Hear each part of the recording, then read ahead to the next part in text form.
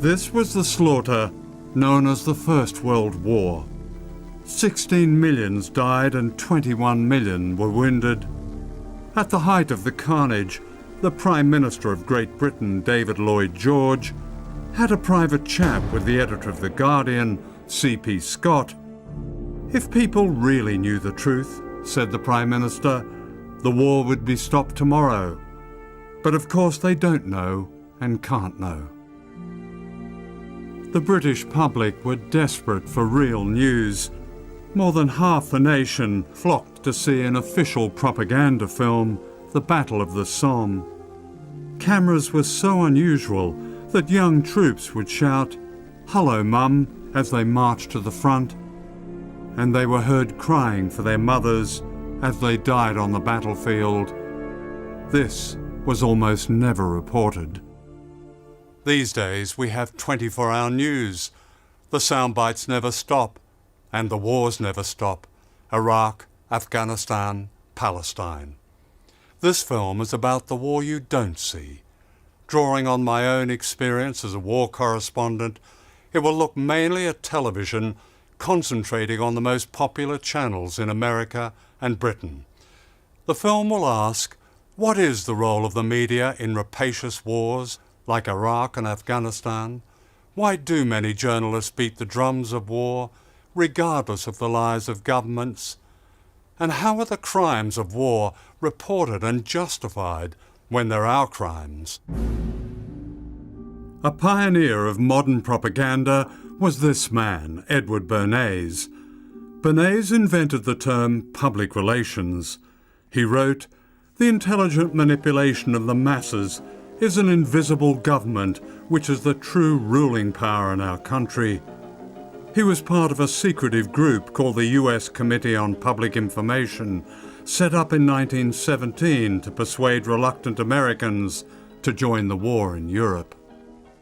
Edward Bernays and Walter Lippmann go to Woodrow Wilson and say, "Look, man, if you're going to enter into this war, we are going to need to sell this war to the American people."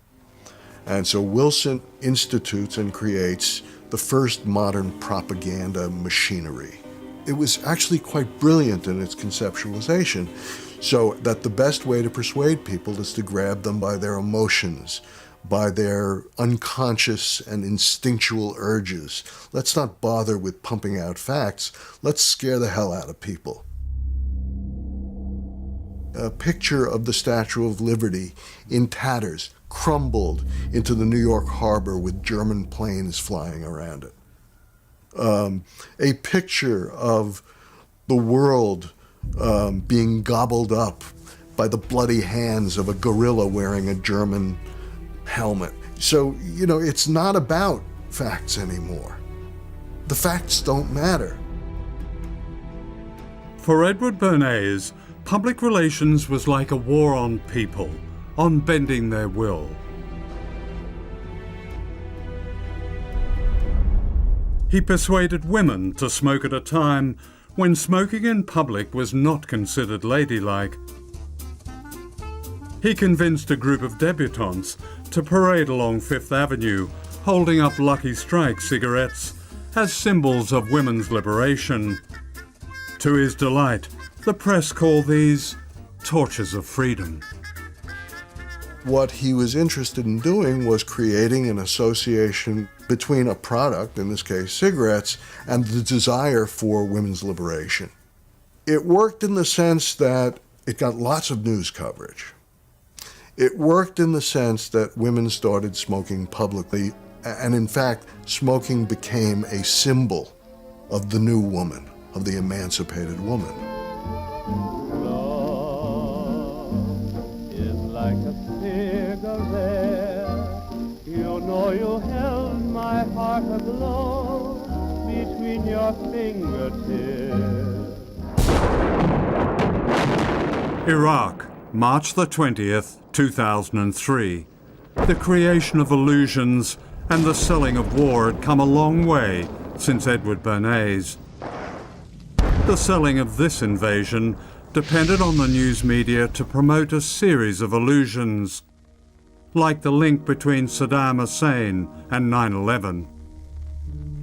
The vision of the World War I poster of the Statue of Liberty in a shambles in New York Harbor is not that different from the image of the World Trade Center, a burning symbol that sort of entered into the stock footage of people's dreams. So immediately you have these associations between the image of the World Trade Center and Saddam Hussein and Iraq. But Saddam Hussein had absolutely nothing to do with it. Saddam Hussein had nothing to do with it, but that didn't matter. Because when you start using symbols that have been separated from their meaning and have sort of taken on a life of their own, the facts don't matter anymore.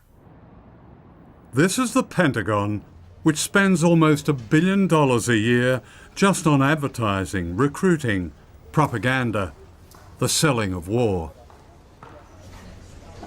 There are Pentagon contracts with news organizations in terms of how to manipulate the news. There are Pentagon officials involved in press releases that go to the media in which intelligence is used to manipulate public opinion, which is a violation of the charter of any intelligence organization.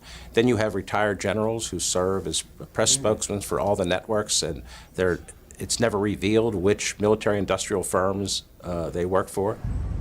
Central to this is the co-opting and spinning of a media regarded as the freest in the world. Showdown Iraq. If America goes to war, turn to MSNBC and the experts. If we journalists, including myself, had right from the get-go, from the opening pop, had started asking the kind of tough, digging, aggressive questions we should have been asking, and doing our reporting, rather than just being kind of stenographers, go to a briefing, have an official say something, print it in the paper next day. If we had done our job, I do think a strong argument can be made that perhaps we would not have gone to war. The attack on Iraq was sold by these two men. The blueprint for the invasion was this military doctrine called shock and awe, designed to paralyze the country and destroy food production, water supply, and other civilian infrastructure. The effect would be similar to the dropping of the atomic bombs on Japan. This was terrorizing people on a grand scale, and it would be covered up by deception in massive amounts. But this was not how it was reported at the time. Scores of American reporters have now joined U.S. military units in Kuwait as part of the Pentagon's effort to make any war with Iraq what the Pentagon calls a media-friendly campaign. A new word, embedding, entered media language in the planning for the invasion. Most of the reports that viewers saw came from within a system in which media organizations agreed to certain conditions laid down by the Ministry of Defense in London and the Pentagon in Washington. At the time that our forces crossed into Iraq, we had some 700 reporters embedded throughout our military formations. Embedding was important for that conflict for a number of reasons. One being that we knew we were going up against an enemy that was somewhat masterful at misinformation, disinformation. We have a number of correspondents in bed with our troops across the region. And very deeply embedded in a personal way with the Marines that he's traveling with. I love this expression for the Iraq War, the embedded journalists. Well, too many journalists have been in bed with the administration on a variety of issues. I would say 80 to 90% of what you read in a newspaper is officially inspired. If they're covering the intelligence community, for example, and they become critical of the CIA or a major intelligence organization, they're going to lose their sources. If they become critical of the Pentagon, it's going to be very difficult to get into the Pentagon to deal with official military sources. So I think journalists like to be part of the game, part of the inside crowd, and therefore the conventional wisdom is the best wisdom.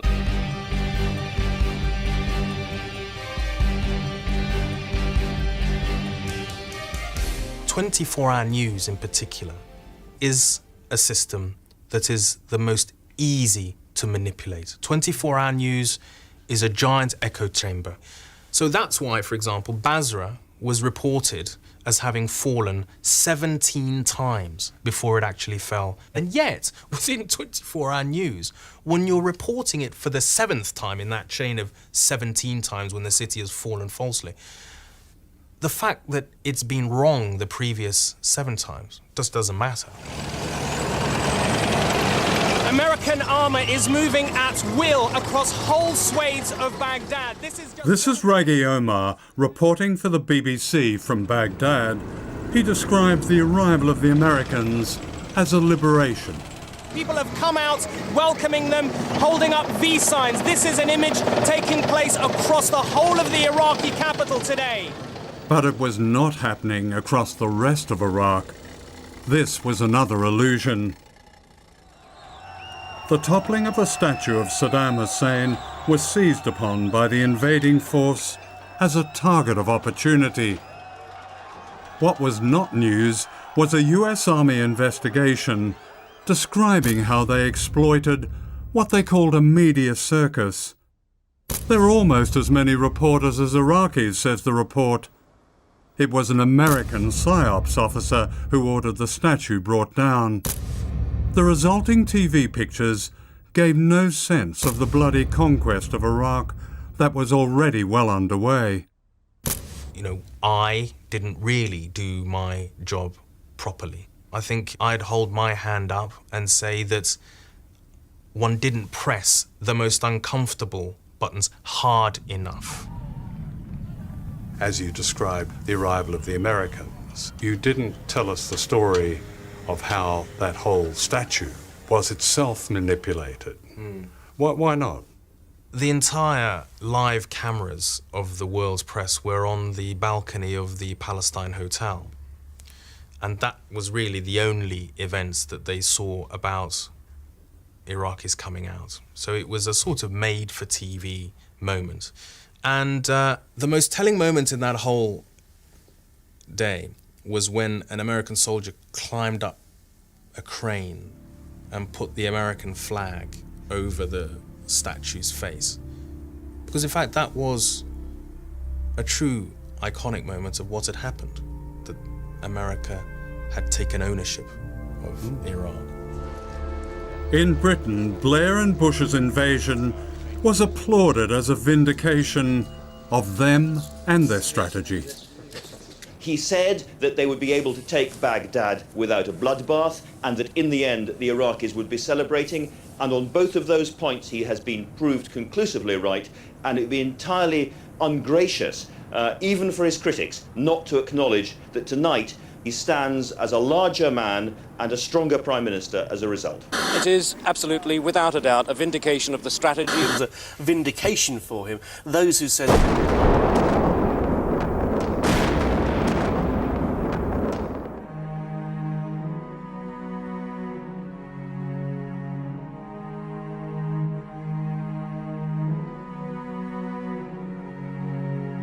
Should they, use a Moab, the mother of all bombs, and a few daisy cutters, and, let's not just stop at a couple of cruise missiles.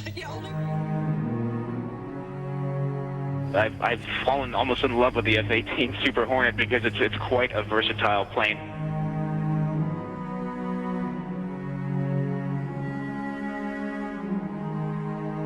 I got to tell you, my favorite aircraft, the A-10 Warthog. I love the Warthogs. The war we don't see in Iraq is largely the massive toll on civilians in Iraq, where daily, even now, people are being killed and wounded because of this occupation. Open the door! Seeing what I see, contrasting that with what has been reported by most of the mainstream, it's like two completely different worlds.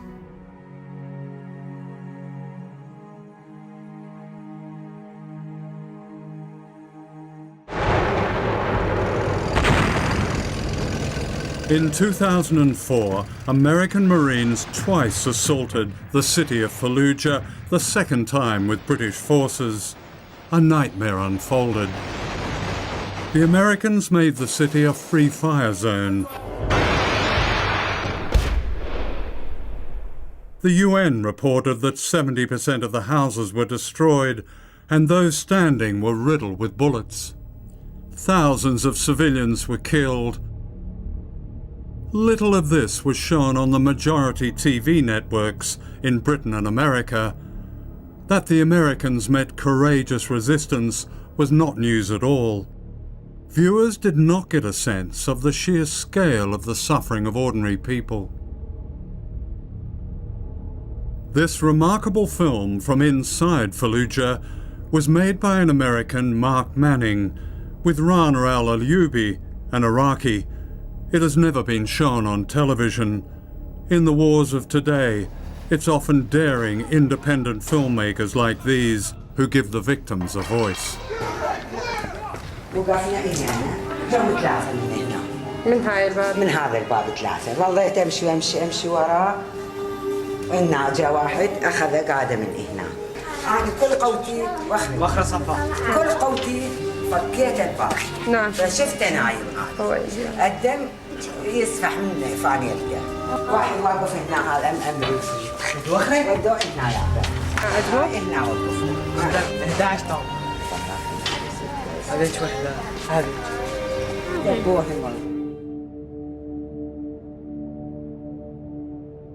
American journalist Dar Jamal also entered Fallujah independently and revealed that the Americans had used white phosphorus and attacked civilians. His eyewitness dispatches and photographs contradicted the version many people saw and read, but were not published in the mainstream media. I have photos of trenches being dug, and I watched them burying people there and put little makeshift gravestones, writing anything to try to identify the people. And I walked the rows of these stones after the April siege with one of my interpreters while she read old man in tracksuit with a key in his hand, mother and 2 children. These were the identifying markers, and these are clearly civilians. What does embedding do to journalists themselves? An important distinction between embedded journalists and independent journalists is that when you choose to embed, you're giving the military the full power to control where you go, how you get there, what you see, and when you see it, and in a lot of instances, even how you're going to report that. Hundreds of thousands of people were forced to evacuate the city, refugees in their own land. They were given nowhere to go. Many are still unable to return. يعني ما يصير هيك يعني الحكومة شلون تقبل يعني يطلعون ذول المجاهدين ويقولون هاي إرهاب وليش مو إخوانك ما يقولون على الحكومة على هذول الكفرة اللي جم قدروا من العراق ما يقولون لهم ليش هالعمل هذا ليش مو الله ما يقبلها.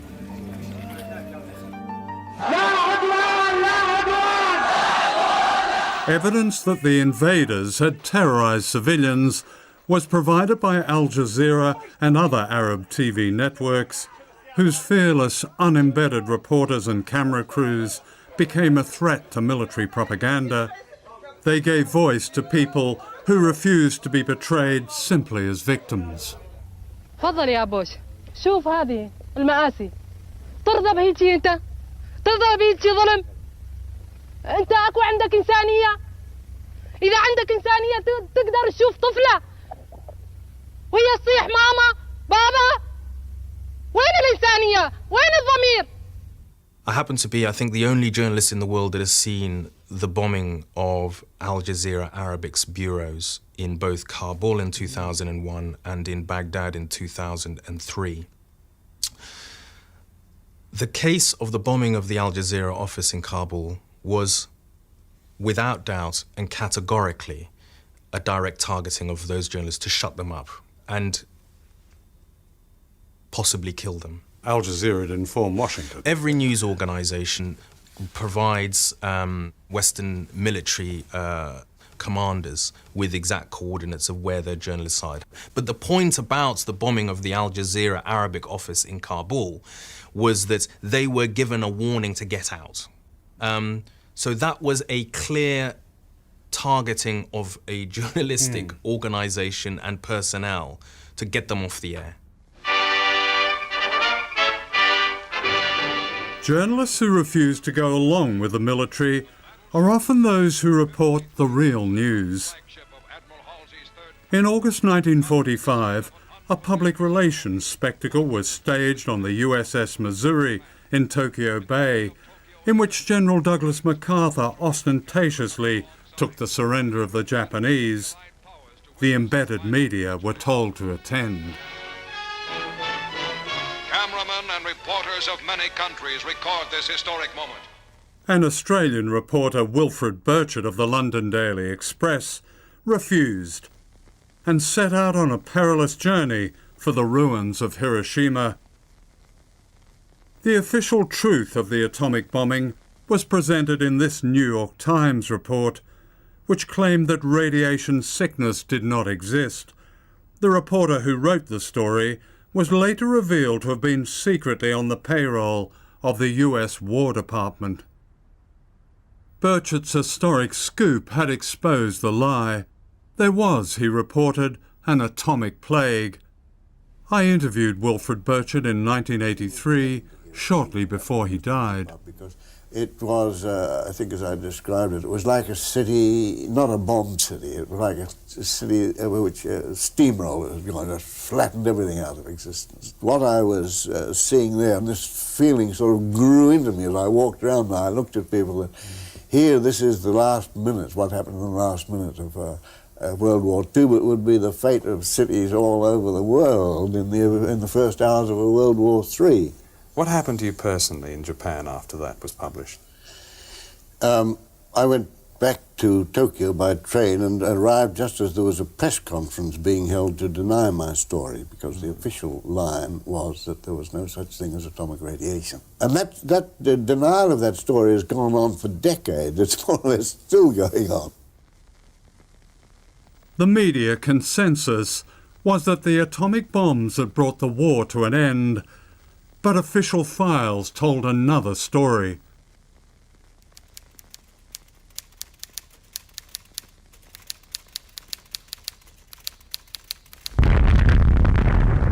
A nuclear race had begun, and the Cold War followed. Based on the propaganda of fear, it was a war we never saw but was always threatening. And we never knew how close America came to using nuclear weapons again. What follows is a secret conversation in 1972 between President Richard Nixon and Henry Kissinger, taped in the White House. Well, no, I'd rather use a nuclear bomb if you got that ready. That, I think, would just be too much. The nuclear bomb? Is that probably you? I just want you to think big, Henry, for Christ's sake. Thinking big was what the Bush administration did in February 2003. This is U.S. Secretary of State Colin Powell of the United Nations promoting the invasion of Iraq with an extraordinary theater of the absurd. Iraq declared 8,500 liters of anthrax, but UNSCOM estimates that Saddam Hussein could have produced 25,000 liters. Nothing of what he claimed was true. All these pictures were meaningless. Saddam Hussein's intentions have never changed. He is not developing the missiles for self-defense. These are missiles that Iraq wants in order to project power, to threaten, and to deliver chemical, biological, and, if we let him, nuclear warheads. This irrefutable, undeniable, incontrovertible evidence today, Colin Powell brilliantly delivered that smoking gun today. It was devastating. I mean, and overwhelming abundance of the evidence. Point after point after point, he just flooded the terrain with data. Did Colin Powell close the deal today in your mind for anyone who has yet objectively to make up their mind? I think for anybody who analyzes the situation, he has closed the deal. Colin Powell's incredible performance was never seriously challenged in the American broadcast media, of which Rupert Murdoch's Fox Television is the biggest network. Like the rest of the Murdoch empire, it backed the invasion. We expect every American to support our military, and if they can't do that, to shut up. How do you steer this thing? I mean, you have a stick, is that right? Sure, we have a both. But the cartoon journalism of Fox can often overshadow the fact that the respectable media has played a critical part in promoting war. Like Fox, the celebrated New York Times published the false claims that Saddam had weapons of mass destruction. The paper apologized to its readers 1 year later. In Britain, The Observer, another respected liberal newspaper, published the same false claims. David, you've written about your articles in The Observer in the build-up to the Iraq invasion, that you feel, and I quote you, nauseated, angry, and ashamed about what you wrote. What did you mean exactly? It's now, and has been for a number of years, very painfully apparent that the facts that I believed to be true in those articles were not true. They were a pack of lies fed to me by a fairly sophisticated disinformation campaign. But didn't it occur to you that these people were professional liars? I overcame what should have been stronger doubts. I can make no excuses. I should have been more sceptical. I mean, you finished off one of your articles by expressing almost a little editorial at the end, which you wrote that for the West, Iraq was, and I quote, an ideal place to establish a bridgehead. There are occasions in history, you wrote, when the use of force is both right and sensible. This is one of them. I mean, in essence, you were advocating an attack on a defenseless country. That's quite something, isn't it? What has happened, the enormity of what has happened in Iraq is far bigger than, my own embarrassment, my own feelings. And what happened was a crime. It was a crime on a very large scale. Does that make a journalist accomplices? Yeah, broadly. Unwitting, perhaps, but yes. This CBS News special report is part of our continuing coverage of America at War. Here is Dan Rather. For 24 years, the most famous news anchor on American television was Dan Rather. Your own career is remarkable for many things, but one of them in that you have stood up to power. Your questioning of Nixon, which I remember back in '74, and also your interview over Irangate with Bush Sr. But then later on, you appeared famously on the David Letterman show, which I happened to see, and you said George Bush is the president, he makes the decisions, and as just one American, wherever he wants me to line up, just tell me where and he'll make the call. Why did you say that? This was in the almost immediate wake of 9/11. And that's the way I genuinely felt. I was responding as an American citizen in a personal way. And I have said that whether those of us in journalism want to admit it or not, then at least in some small way, fear is present in every newsroom in the country. A fear of losing your job, a fear of the institution, the company you work for going out of business, the fear of being stuck with some label, unpatriotic or otherwise, that you will have with you to your grave and beyond. The fear that there's so much at stake for the country that by doing what you deeply feel is your job will somehow be embarrassed. All of these things go into the mix. But it's very important for me to say, because I firmly believe that I'm not the vice president in charge of excuses, that we shouldn't have excuses. What we should do is take a really good look at that period and learn from it and, suck up our courage. Charles Hanley, who won the Pulitzer Prize for reporting, was in Iraq in January of 2003, and he went to all the sites that had been named by Bush officials as suspicious sites, El Tuwaitha and Fallujah. He went to every site that had been named by George Bush, Cheney, Rice, Colin Powell, and he found that in every case they were still sealed since 1991 when they had been sealed by UN inspectors. He filed a report on January 18th. It went to every major newsroom in the United States because it's the AP, which goes to every major newsroom in the United States. Got no pickup. No one published it. It didn't fit the script. It got virtually no pickup. It didn't fit the script. We were going to war no matter what. I think that if good media coverage, good journalism that tells truth to power can make a huge, huge difference.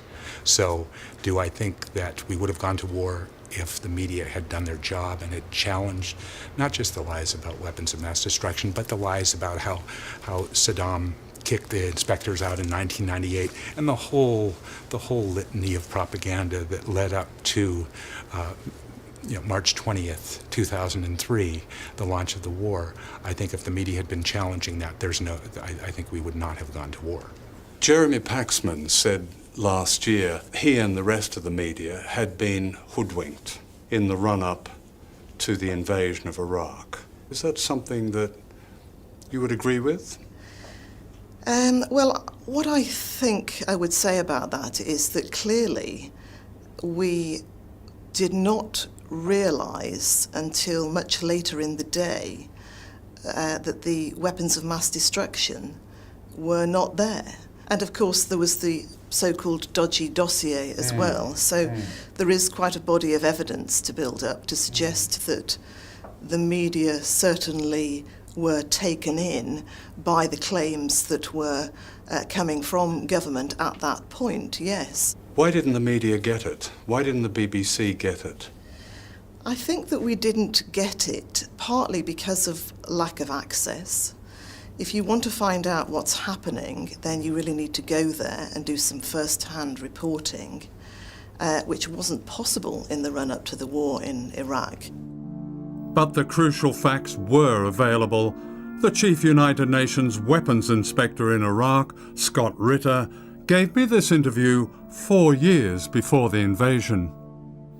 In 1991, Iraq had significant capability in the area of chemical weapons, biological weapons, nuclear weapons production capability, and long-range ballistic missile manufacturing capability.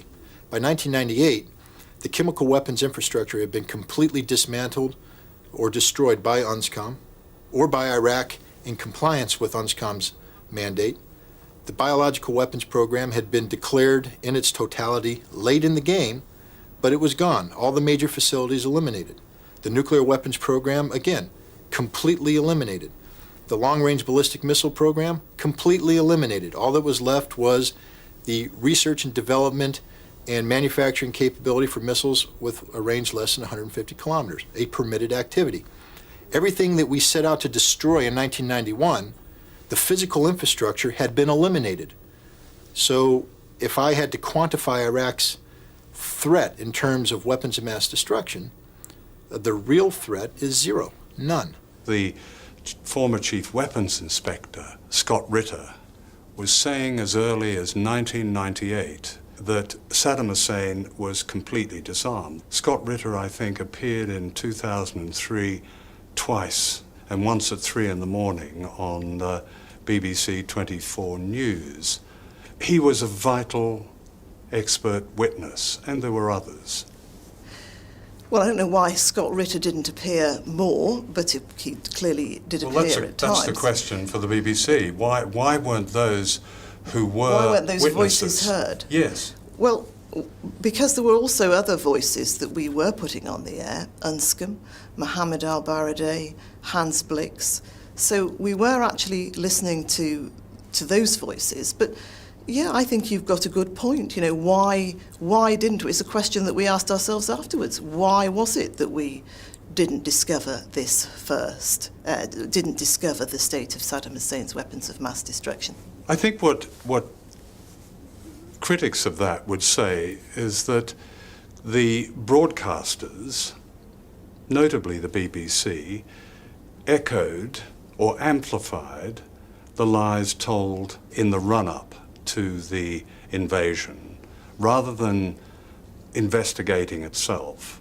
What the BBC, though, have a duty to do is to report what governments and their representatives are saying, which we, of course, did. We were just reporting, quite legitimately, the claims that people at the time were making. They weren't legitimate claims, though. They were in the mouths of legitimate leaders, though, and therefore we had a duty to report that. But those leaders, both of them you mentioned, Blair and Bush, have long been discredited. I mean, isn't it the BBC's role, as well as reporting what politicians say, to hold power to account?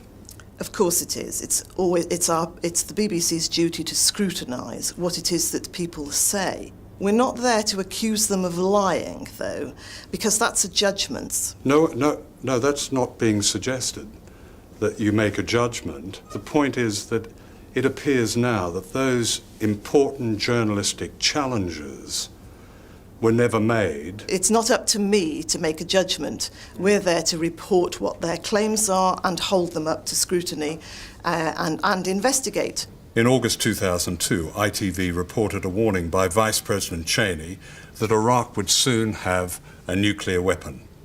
And that was nonsense. But it was presented uncritically as news. Wouldn't you say that that contributed to the invasion that happened the following March? Well, it might have done, but with respect, not our fault. I mean, I don't believe that you're suggesting, are you, that we should completely dismiss the words of arguably the second most powerful man in the Western world? We reported it. We didn't necessarily agree with it. We reported it and allowed our viewers to make up their minds as to whether this was a man telling the truth or not. No, but that's not fair on viewers, is it? Because they may not know what we as journalists know or ought to know, that this was an extremely dodgy politician who was making extraordinary claims. If we knew it, we should have said so. If we didn't know it, we can't. And that applies across everything. But you're absolutely right in one regard. We shouldn't take things at face value. We should do our best to investigate. And when we do know, we should tell our viewers. Of course we should. That's part of the process of being a journalistically based organisation. I mean, I was thinking of Blair's many statements. One, on the 29th of January 2003, ITV News reported Blair as saying, "We do know of links between Al-Qaeda and Iraq." These links, as you know, didn't exist. I mean, we're getting into the realms of sort of semantics now, but if they're very important semantics, he used the word links between the two. Your quotation, not mine. Well, I think that was a quotation from ITV News. From Tony Blair. Links. Now, links can mean 1,000 things. It doesn't necessarily mean a bond of support, of mutual support. There were no links. Well, look, I'm sitting here across you. You're telling me that. I would say to you, well, show me that there were no links. Show me that they'd never... Show me that they'd never... Even those claiming links said there were no links. Been any communications of any kind between those two organisations. Come on. It's impossible to do that. And he chose his words carefully. And of course... Well, they're not careful. We do know of links between Al-Qaeda and Iraq. Yeah, but the word links could mean 1,000 things, is the point I'm saying here. And you're not suggesting, I'm sure, that we shouldn't have reported what the Prime Minister was saying. You were talking about semantics a little while ago. Well, I find it virtually impossible to believe that Britain could have got away with the invasion of Iraq if the media had been doing its job. When Blair was standing up and saying our policy in the region was to bolster the forces of democracy, I mean, really, the proper reaction to that would have been to burst out laughing. There's simply no history of that at all. Britain has been on the side of authoritarian, repressive regimes. They are our allies. The Omanis, the Saudis, the Egyptians, they are our allies, not the more democratic, more liberal forces in the region. And I think that if journalists had even had a slight interest in looking at the history and in looking at what the government was actually saying at the time or what the evidence was at the time, they would have reported things in such a manner that the government just would not have been able to have got away with what they did.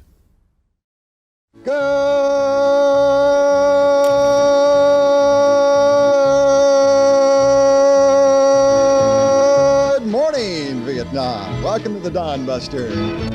This was the Vietnam War, which I reported. A new military jargon, collateral damage, was designed for the media and to cover up the scale of the industrial killing of up to 3 million people and the terror of indiscriminate bombing often known as turkey shoots. The longest bombing campaign in history happened here in North Vietnam, mostly unseen from outside. This is a photograph of the town of Ham Long in the north. Not a building remained, only bomb craters. Pictures like this were seldom published.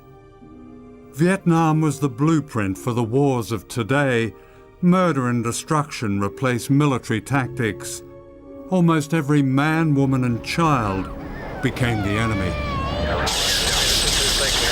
some people running along the dikes. Roger. Good job. I saw you splatter one right in the back with a rocket. Roger, got lucky again. It's time that we recognized ours was in truth a noble cause. As in previous wars, public memory of the Vietnam War was greatly influenced by Hollywood.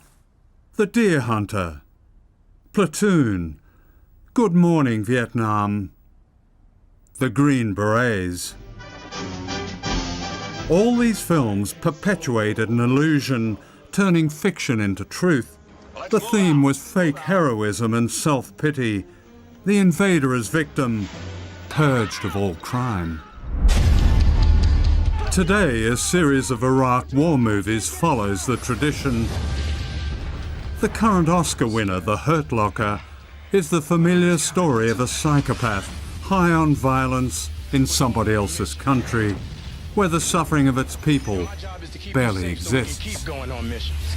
What I saw was a film that was a complete celebration of the lone lunatic, but who ultimately, you know, is the quintessential American hero. Because lone lunatics are very big in this country. We even elect them president sometimes. This film is a film about killing, in which killing is completely incidental. And this is a war that was orchestrated purely for profit and for oil and for ownership of other people's resources and for control of global resources.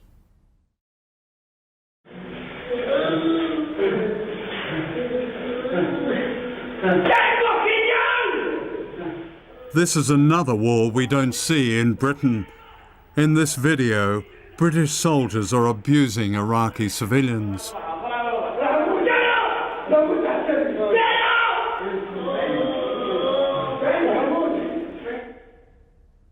A public inquiry into the killing of Baha Musa, an Iraqi hotel worker, has been told that British soldiers have tortured and killed prisoners.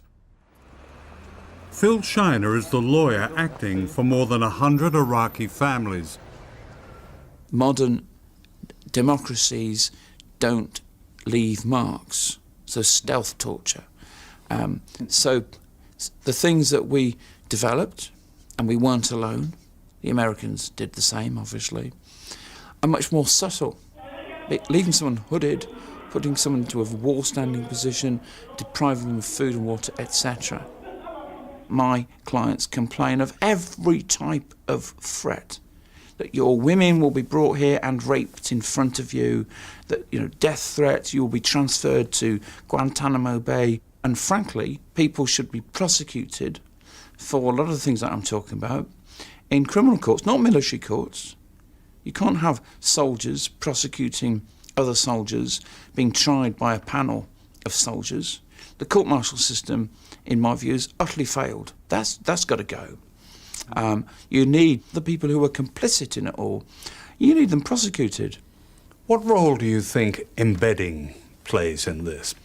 Well, the problem with embedded journalism is all we're seeing is the point of view of the troops. We're not seeing or hearing from the civilians who are on the wrong end of their tactics. So let's take detention.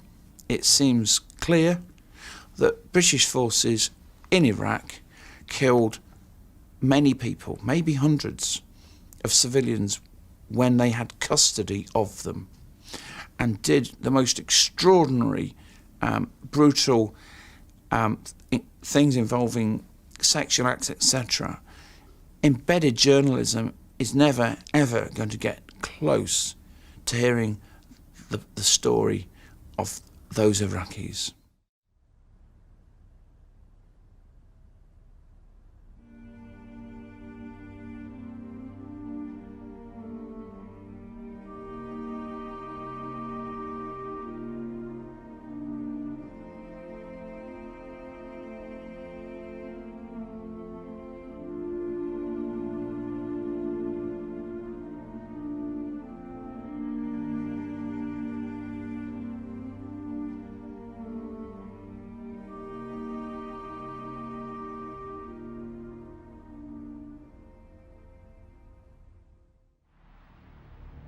This is the B-1 Lancer bomber, which cost the American taxpayer $283 million each.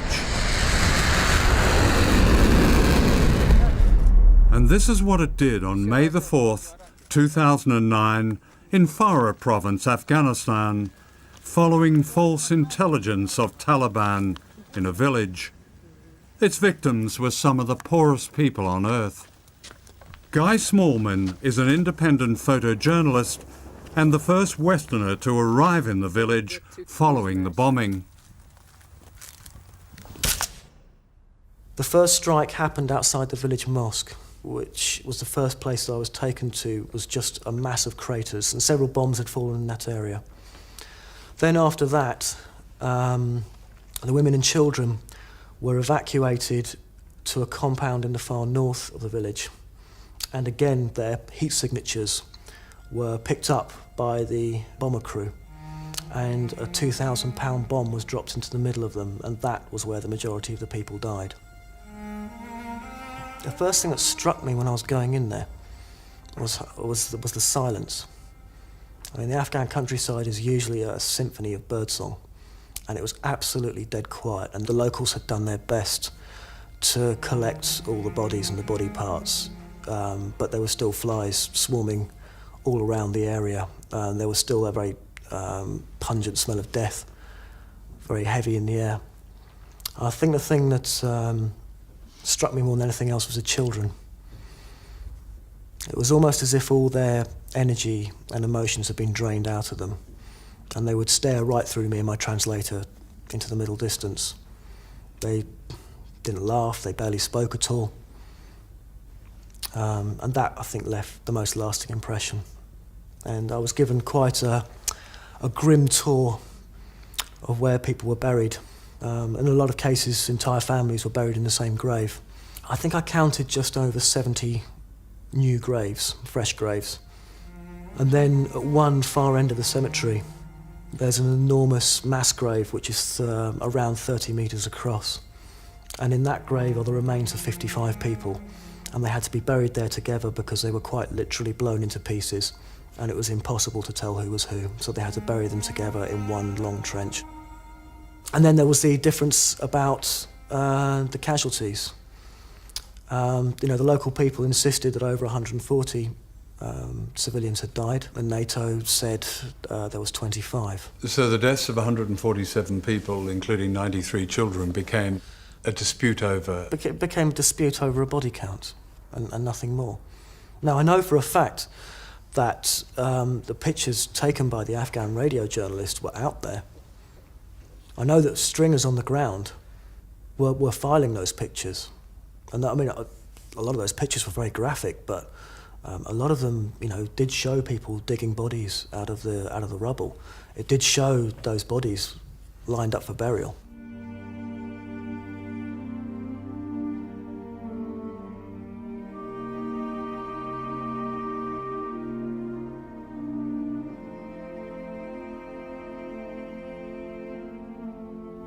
Why do you think British audiences and other Western audiences have no real sense of an atrocity of this scale? I think people become desensitized to it. When they're told on the news a wedding party has been attacked by accident, a compound has been bombed by accident, a farmer and his family have been killed by accident, they don't really connect with it because they don't actually get to see those bodies. The faces, the names are not known to them. The names, it's just a number. Whether they're Afghans or Iraqis or Lebanese civilians, they're just numbers.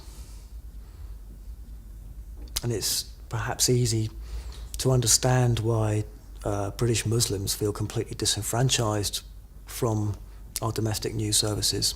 I think the press really conspires to play down the carnage in Iraq and Afghanistan. This gets to what the great American writer and academic Ed Herman called worthy and unworthy victims.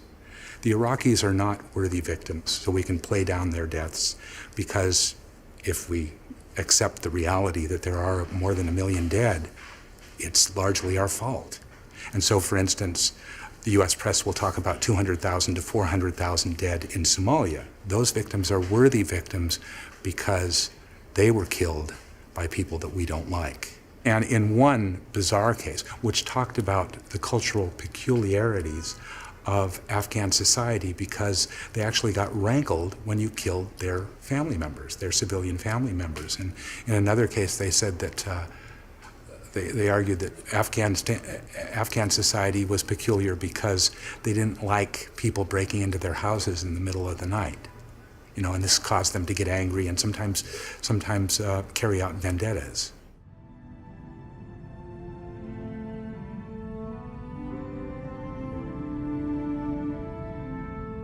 This is the British Armed Forces Memorial in Staffordshire. It's not as well known as the great cenotaphs, and it holds many secrets.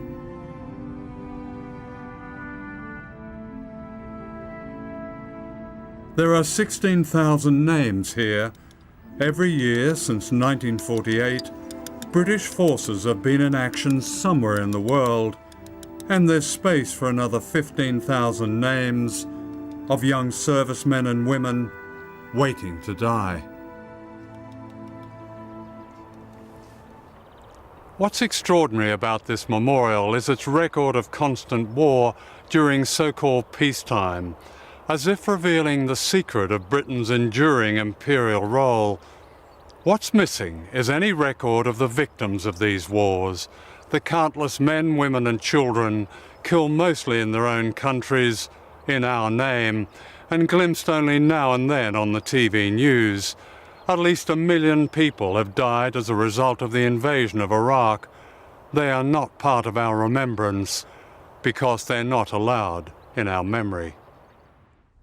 Mark Curtis is an historian who writes on British foreign policy. His specialty is revealing long-forgotten official files.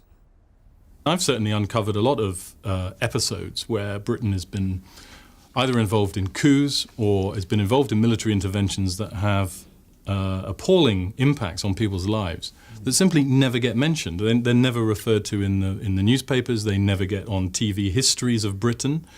They're just taken out, basically. They're deleted from our historical memory. Why does the public in Britain have such little idea of the sheer scale of this? Well, a very large reason for that is that, I mean, if you look at every war or every coup or every regime that Britain is supporting or been involved in, it's usually accompanied by an increasingly sophisticated public relations operation by the government. We're told that British foreign policy is based on promoting democracy, on spreading development and promoting human rights. Well, if you read the actual government planning files, planners are saying to themselves that their policy is not based on that. It's based on the control of oil. It's based on creating an international economy that works in the interests of British corporations. And it's based on maintaining their great power status. This culture of impunity is deeply embedded within British society. I mean, if you go back, say in the 1960s, a time when Britain was covertly supporting an Indonesian military that was killing up to 1 million people, where Britain was responsible for depopulating the Chagos Islands, and where Britain was arming The Nigerian government that was killing hundreds of thousands of Biafrans in the civil war in Nigeria, all of that was taking place under the Labour government in the 1960s. And none of those ministers have ever been questioned. And yet those decisions cost literally millions of lives. The attack on Iraq did not begin with shock and awe. During the first Gulf War in 1991, Britain and America deliberately bombed Iraq's modern infrastructure. And when the war was over, the bombing continued. This was seldom reported. During this period of the 1990s, the UN imposed an economic blockade led by Britain and America. Essentials like clean water and vital drugs were denied. In 1998, the United Nations Children's Fund reported the deaths of 500,000 children under the age of 5, a direct result of the sanctions imposed by the blockade. This is Dennis Halliday, former Assistant Secretary General of the United Nations, who resigned after refusing to administer the sanctions. In 1999, I travelled with him to Iraq. The very provisions of the Charter and the Declaration of Human Rights have been set aside. And we are waging a warfare through the United Nations on the children and people of Iraq with incredible results. Results that you do not expect to see in a war under the Geneva Conventions. We're targeting civilians, worse, we're targeting children like Safa, who of course were not born when Iraq went into Kuwait. I mean, what is this about? It's a monstrous situation for the United Nations, for the Western world, for all of us who are part of some democratic system, who are in fact responsible for the policies of our governments and the implementation of economic sanctions. Khan Ross was a senior British diplomat at the UN responsible for imposing the embargo on Iraq. You gave evidence on the impact of sanctions. Yes. And this is what you said. The weight of evidence clearly indicates that sanctions caused massive human suffering among ordinary Iraqis, in particular children. We, the US and UK governments, were the primary engineers and defenders of sanctions and were well aware of this evidence at the time. But we largely ignored it or blamed all these effects on the Saddam government. Sanctions effectively denied the entire population the means to live, unquote. That's a shocking admission. Yeah, I agree. Well, I stand by it today. Why didn't you speak out during those 4.5 years? There is a certain macho culture in foreign policy circles that to talk about things like humanitarian suffering when you're dealing with Saddam Hussein is a bit wet.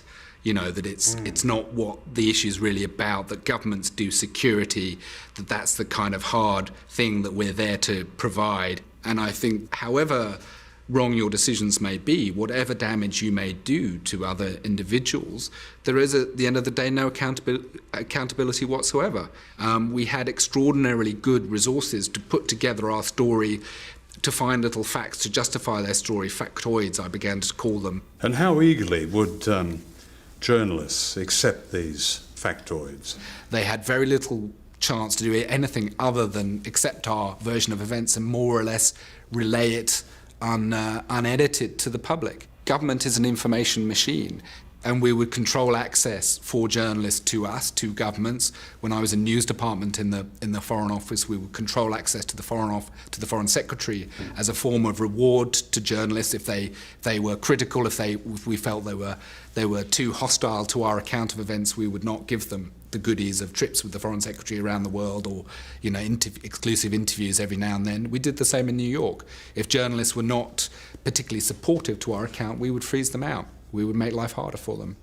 But there is a subtle and private relationship between them, which is basically of favoritism, that certain journalists are rewarded with access for being supportive of the story. They will basically tell journalists, you carry on with that line, that kind of unjustified criticism of our government policy on X, Y, or Z, we will punish you. And that is very explicit, those kinds of threats. What happened was not an intelligence-based process, it was basically a PR process run by Number 10 to produce a document that was much more politically credible than the evidence suggested.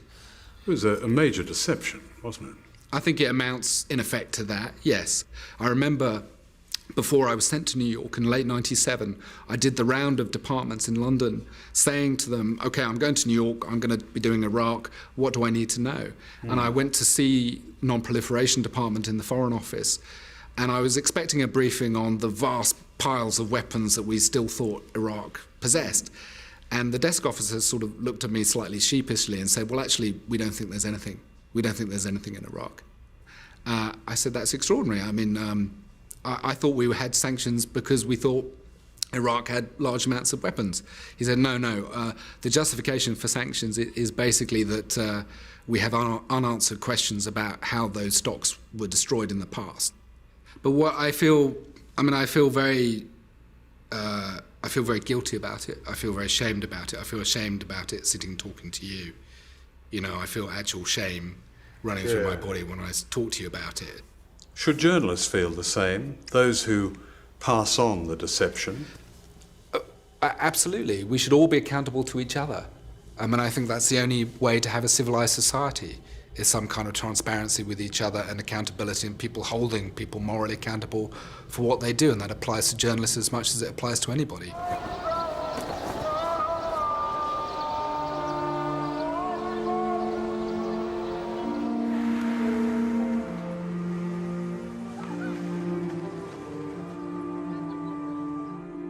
These were to be the borders of Israel and Palestine when Israel was founded in 1948.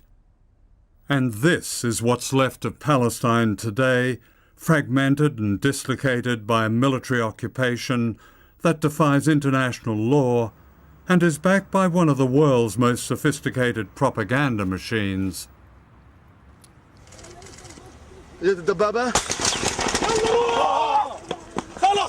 This is Palestinian cameraman Imad Ghanin being shot repeatedly by Israeli soldiers.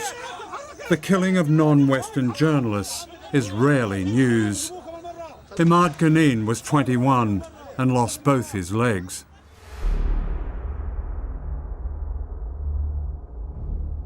Ten journalists have been killed by Israeli forces since 1992, and many more have been wounded. The pioneering Glasgow University Media Group has just published its latest study on the media reporting of Israel and Palestine.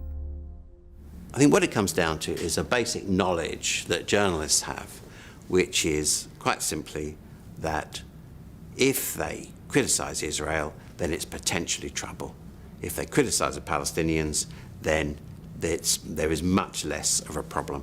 So they might use a word like occupation, but they won't say military occupation, they won't say military rule, they won't explain in detail what it means. They certainly wouldn't do it routinely to explain in detail what it means to be living under military rule and why the Palestinians, from their point of view, are trying to overthrow that military rule, trying to throw off that control.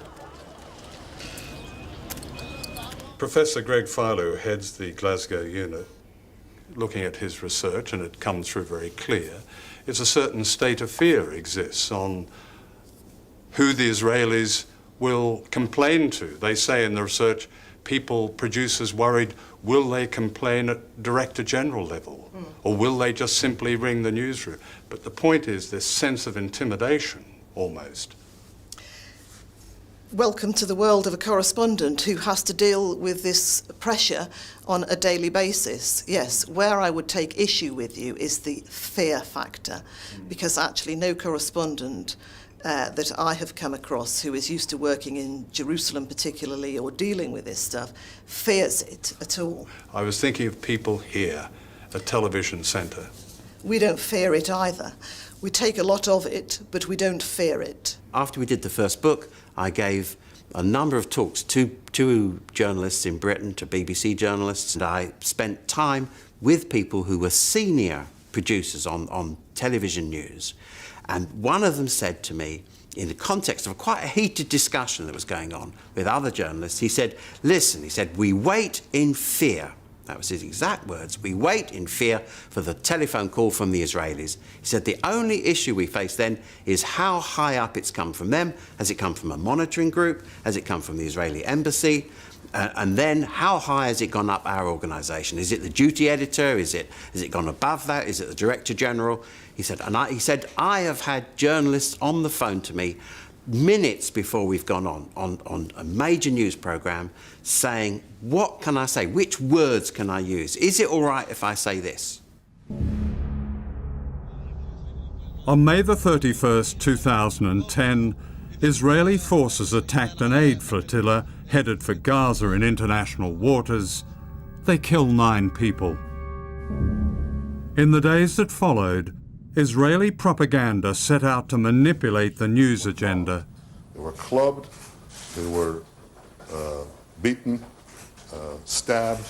There was even a report of gunfire.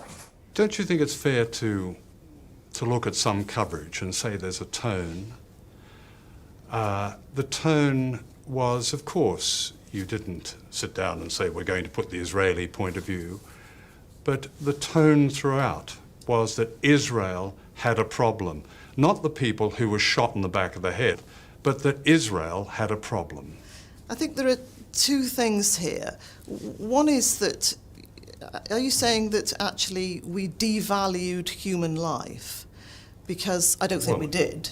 No, I didn't say that. But I think it's legitimate to ask what the implications of this were going to be for Israel, which is what that question was attempting to do. Tonight at 10, the Israelis under pressure after the raid on ships taking aid to Gaza. Hundreds of activists in the convoy were detained in Israel, including at least 40 British nationals. They were pushing everybody and people running around, and they were hitting us with the back of the guns. The Israelis are accused of carrying out a bloody massacre, but they claim it was self-defense. Our planning for yesterday's interception was for a peaceful police operation. Our sailors on the job were told you are to use minimum force and maximum restraint. The top of the main news was Mark Regev, unchallenged.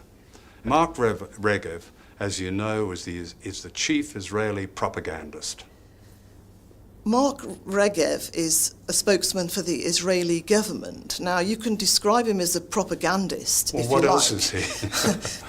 Please tell me. Well, that's a pejorative way of putting what government spokespeople are. You know, they're entitled to express their point of view, and we have a duty to report it.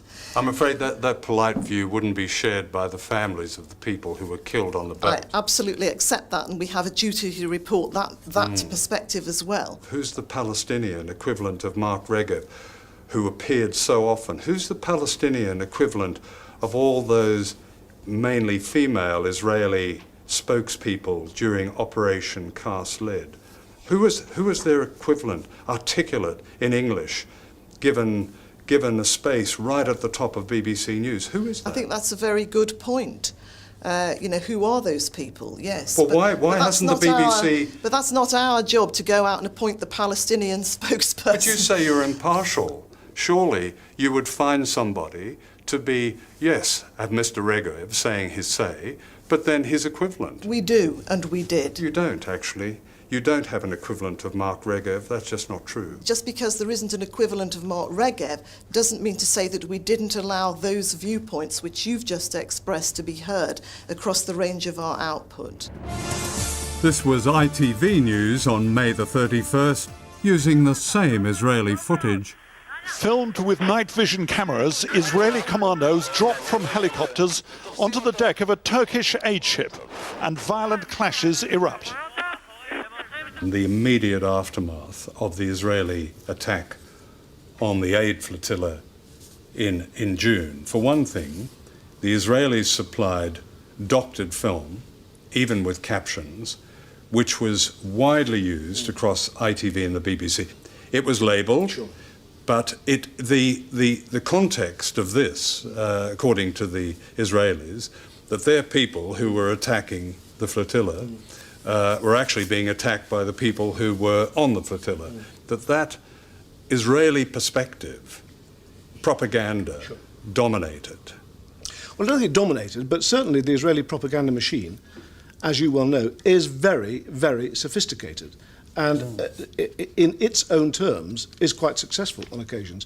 And yes, it is the case that sometimes media organisations fall into a trap laid for them by it's only sophisticated because we allow them to be sophisticated. But again, you know, it's only when you can come to write the history of these events that you can see it with that hindsight view, when it's actually happening on a daily basis.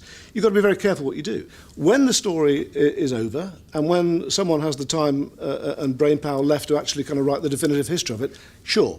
Then if you got things wrong, you put your hands up and you say, well, at that time, we weren't aware of that, we made a mistake, that's you know, that happens from time to time. People like the Palestinians can't wait until someone writes a definitive history. They depend on journalists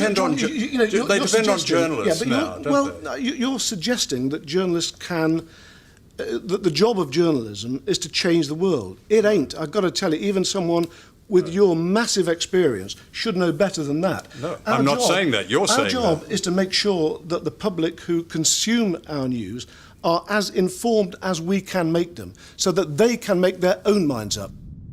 But viewers can only make their own minds up if they're given all the available facts. Graphic independent video was available on the internet on the night of the attack. 4 months later, a United Nations investigation described the Israeli attack as displaying unnecessary and incredible violence. 6 people were executed at point-blank range. The attack warranted prosecution for war crimes. This was only reported in a 12-second item on ITV News and completely ignored on the 3 main BBC TV bulletins and seen only on News 24.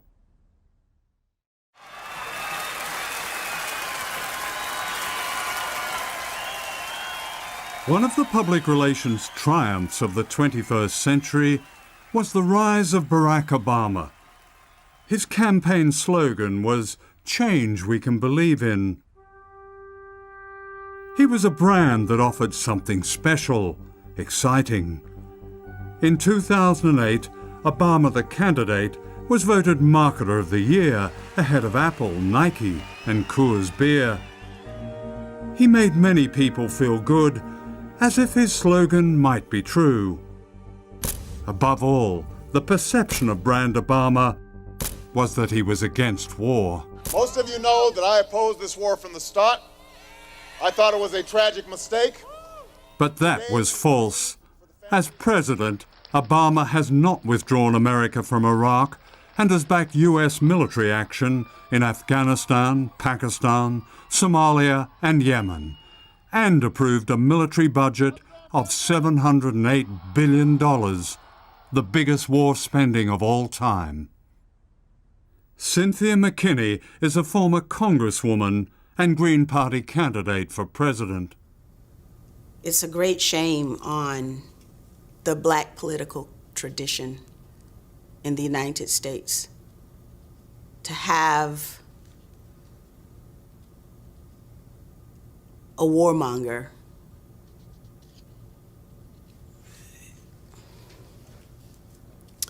it's almost as if the black community in the United States, maybe we've lost our innocence too, because it would be very difficult to find a black person in the United States, just an average, ordinary person who supports any of these wars, and yet these wars are being carried out in blackface. More than any other president, Obama has prosecuted truth-tellers known as whistleblowers. And this is WikiLeaks, an internet whistleblowing organization. Independent and stateless, it represents a landmark in journalism. WikiLeaks has released hundreds of thousands of secret Pentagon documents that describe the wholesale killing of civilians in Iraq and Afghanistan. In the information that you have revealed on WikiLeaks about these so-called endless wars, what has come out of them? Looking at the enormous quantity and diversity of these military or intelligence apparatus inside the documents, what I see is a vast, sprawling estate, what we would traditionally call the military intelligence complex or military industrial complex, and that this sprawling industrial estate is growing, becoming more and more secretive, becoming more and more uncontrolled. This is not a sophisticated conspiracy controlled at the top. This is a vast movement of self-interest by thousands and thousands of players all working together and against each other to produce an end result, which is Iraq and Afghanistan and Colombia and keeping that going. You know, we often deal with tax havens and people hiding assets and transferring money through offshore tax havens. So I see some really quite remarkable similarities.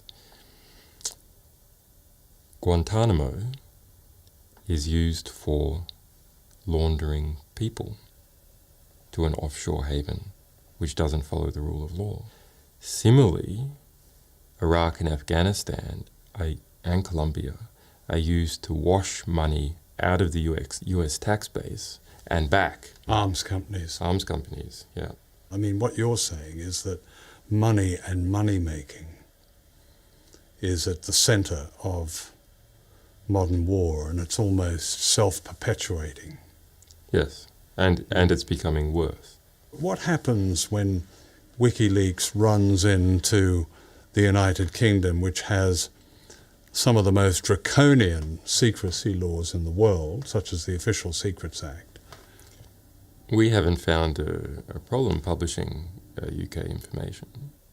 I mean, when we look at the Official Secrets Act labelled documents, we see they state that it is an offence to retain the information, and it is an offence to destroy the information.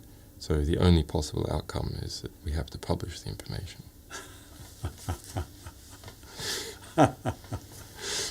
And that's what which we have done on many, many occasions. I noticed one that I had a personal interest in was one that from the Ministry of Defence, classified document that equated terrorists with investigative journalists as threats. And Russian spies. And Russian spies. Yeah, as in fact, in many sections of that report, investigative journalists are the number one threat to the sort of information security of the Ministry of Defence. That was a 2,000-page document on how to stop leaks from the Ministry of Defence, which we leaked.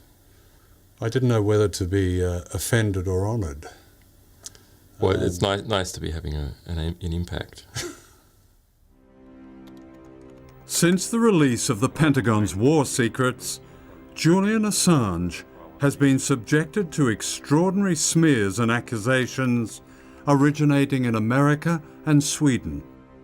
These include threats against his life and bizarre character assassination. The media all over the world has amplified this propaganda. This secret Pentagon document states clearly that US intelligence intends to destroy trust in WikiLeaks by threatening whistleblowers with exposure and criminal prosecution, thereby discrediting truth-tellers. How you feel about whistleblowers as an essential part of democracy? Do you approve of whistleblowers? Well, I think this country has laws to protect whistleblowers. Exactly.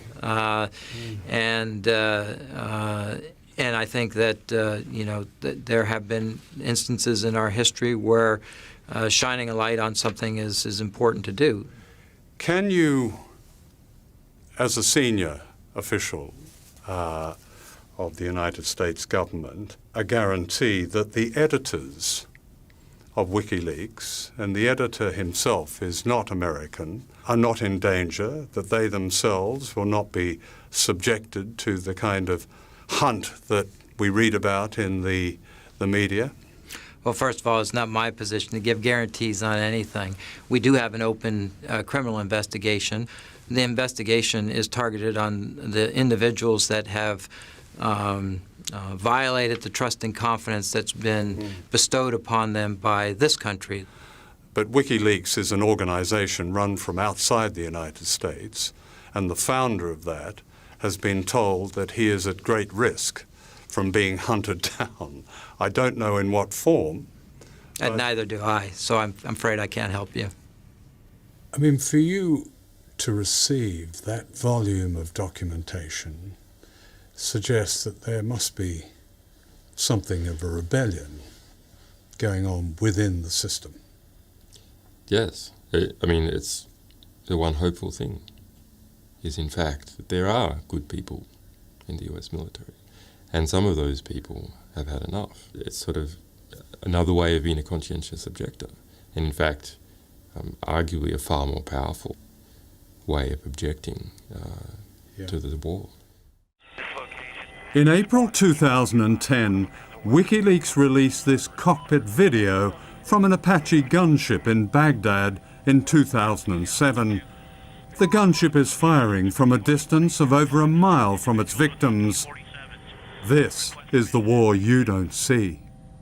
Clearly, there were two cameramen there holding cameras, not arms. These cameramen turned out to be Reuters news reporters. Haven't seen anything since then. Just fucking, once you get on them, just open them up. Yeah, Roger. I see your element. You got about 4 Humvees out along this. You're clear. All right, firing. Line here. When the state line, let me know when you have it. Or shoot. Light them all up. 202 traffic, 260s. Come on, fire. Hey, Roger. Keep shoot. Keep shoot. Bushmaster 2-6. Bushmaster 2-6. We need to move time now. All right, we just engaged all 8 individuals. A whole street covered with bodies. The reaction to that was nice. Yeah, look at those dead bastards. Nice. 2-6, Crazy Horse 1-8. This tape from me and the other people involved made nice a dirty word. So we just couldn't see something as being nice anymore when a whole street covered with carnage is nice. Ethan McCord was one of the first soldiers to reach the scene of the killing. Here he speaks to an audience in the United States. Myself and the team of soldiers I was with began running in the direction where we heard the Apache fire. Let's shoot. Thank you. I was not even close to prepared for the carnage that I was about to walk onto. I saw what appeared to have been 3 men on a corner. Got that big pile of bodies to the right on the corner. We got dismounted infantry and vehicles. Over. It was an extreme shock to my system. They didn't look human. Then there was the smell. The smell was unlike anything I've smelled before. A mixture of feces, urine, blood, smoke, and something else indescribable. Now, Bushmaster, we have a van that's approaching and picking up the bodies. Request permission to engage. Bushmaster 7, Roger. This is Bushmaster 7, Roger, engage. 1-8, engage. Clear. Come on. Clear. Clear left. Oh yeah, look at that, right through the windshield. 208 for Sulfur, we go frequency. I just drove over a body. Yeah. Crying. I hear crying. Not cries of pain, but that of a small child who had just woken up from a horrible nightmare. Yeah, it looks like we got... I saw that there was a minivan, and the cries appeared to be coming from it. Myself and another soldier, a 20-year-old private, walked up to the passenger side van and looked inside. The private that I was with reeled back, began to vomit, and quickly ran away. What I saw when I looked in the van was a small girl about 4 years old on the passenger side of the bench seat. She had a severe belly wound and was covered in glass. Roger, we need to evac this child. She's got a wound to the belly. The glass was in her hair and also in her eyes. Next to her, half on the floorboard, with his head resting on the seat, was a boy about 7 years old. He wasn't moving, and from the severe wound to the right side of his head, my first thought was that he was dead. In the driver's seat was who I immediately concluded must have been these children's father by the way he was hunched over the children in a protective manner. The whole time thinking, fuck, what the fuck, these are babies. Hey, I need to get the brass to drop ramps. I got a wounded girl. We need to take the rest of Maya. Oh, it's their fault for bringing their kids to a battle. That's right. See, my son was born May 31st, 2007. I had yet to see him. And I had a daughter who was barely older than this girl. The medic radioed in that the little girl needed to be evacuated because there was nothing else he can do here.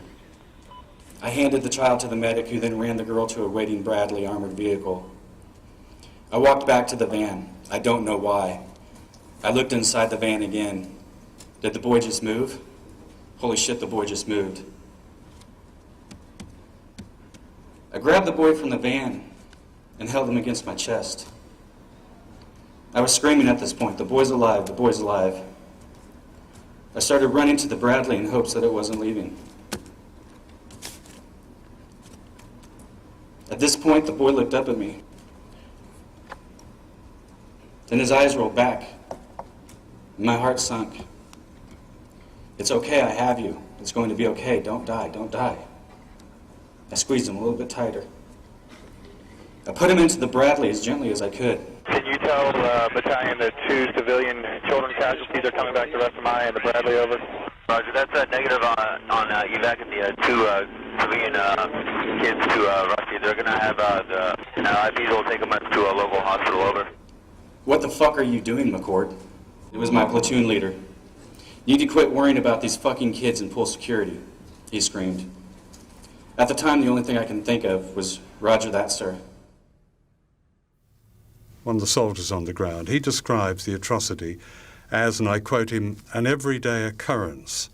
And he said the word from his commander was to kill, I won't use the word, everyone on the street.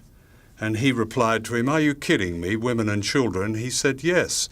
And it's a point made by many other soldiers who've come back from Afghanistan and Iraq that this kind of atrocity is not an aberration. Well, first of all, this is not an everyday occurrence. If it was an everyday occurrence, we would certainly know about it. These incidences are unfortunate. Every one in which there's a civilian casualty is unfortunate. But again, it is the enemy who is deliberately trying to inflict civilian casualties and put civilians in harm. It is the NATO forces, it is the U.S. forces that are taking every precaution that they can to prosecute the war and prevent civilian casualties. General James Cartwright, who's Vice Chair of the Joint Chiefs of Staff, he says the United States can expect to be at war, and these are his words, for as far as the eye can see.